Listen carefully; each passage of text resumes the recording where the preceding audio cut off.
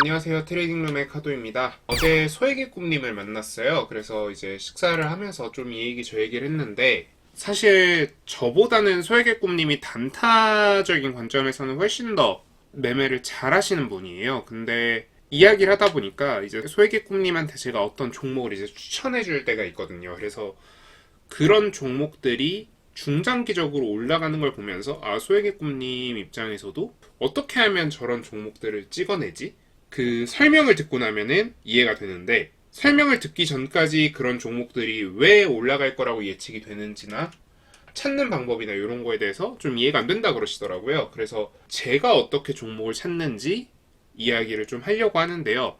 사실 제가 그동안 많이 했던 얘기 중에 하나긴 해요. 근데 좀 디테일하게는 이야기한 적이 없는 것 같아요.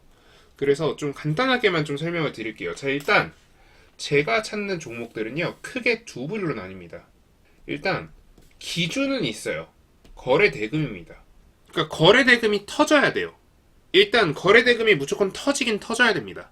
자, 그러면 거래 대금이 터진 다음에 바로 들어가냐? 그게 아니라 거래 대금이 터졌는데, 이게 소액의 꿈님이랑 얘기하다 보니까 내린 결론이 뭐냐면, 소액님이랑 얘기하면서 다른 분들 얘기도 좀 끌어올 수밖에 없었어요. 그러니까 제가 다른 분의 얘기를 한 게 아니라 소액님이 이제 다른 분의 얘기를 해주셨는데, 그러니까 저는 이제 거래 대금 얘기만 주구장창 한단 말이죠. 그러니까 똑같은 얘기를 해주시더라고요. 다른 어떤 좀 주식 잘 하시는 분들, 좀 큰 베팅을 하시는 분들 이야기를 들어봐도 똑같이 거래 대금 이야기만 하시더라. 근데 사실 거래 대금이 너무 심플해요. 이게 직관적이고 그리고 너무 좋은 지표다 보니까 많이 이용할 수밖에 없습니다. 그래서 거래 대금이 일단 터진 종목들, 혹은 먼 과거에 터졌던 종목들, 그래서 끼가 있는 종목들 중에 얘가 터지다 보면 원래 주가는 올라가야 되는데 충분히 올라가지 못하고 약간 눌려있는 종목들,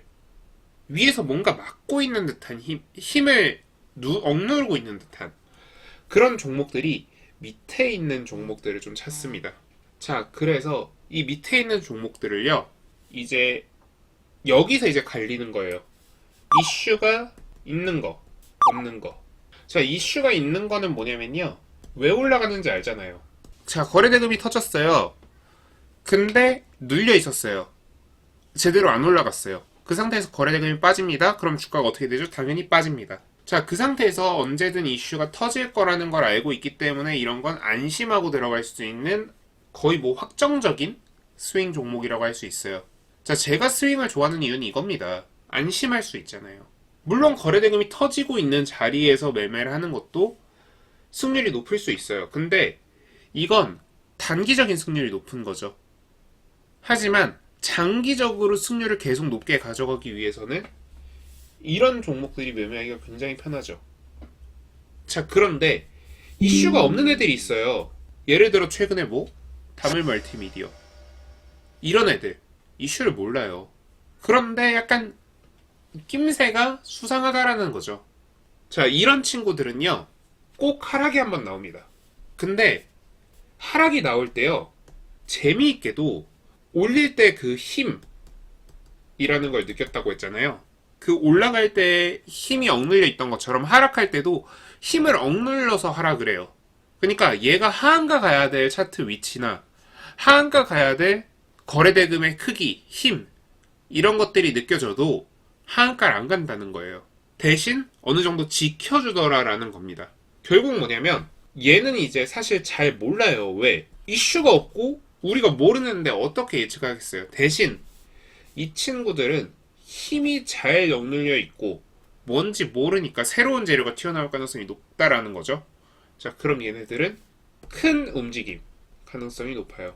자, 그래서 어쨌든 핵심은 뭐다? 거래대금이 터졌느냐 안 터졌느냐고, 거기에서 이슈를 우리가 알고 있느냐 모르느냐, 요렇게로 나누면 되더라.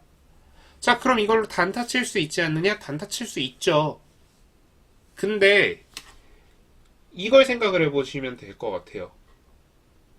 차트적인 위치가요, 여기에 서서 여기서 파는 거는 솔직히 말해서 어렵습니다. 자, 요 시점으로 놓고 보면요, 여기가 고점인지 알 수가 없어요. 자, 왜냐면 요 시점이랑 요 시점까지 한번 쫙 나눠보면요. 여기나 여기나 위치가 같아요. 똑같아 보인다고요. 그래서 여기는 스킬의 영역이에요. 자, 근데 요 위치에서는요.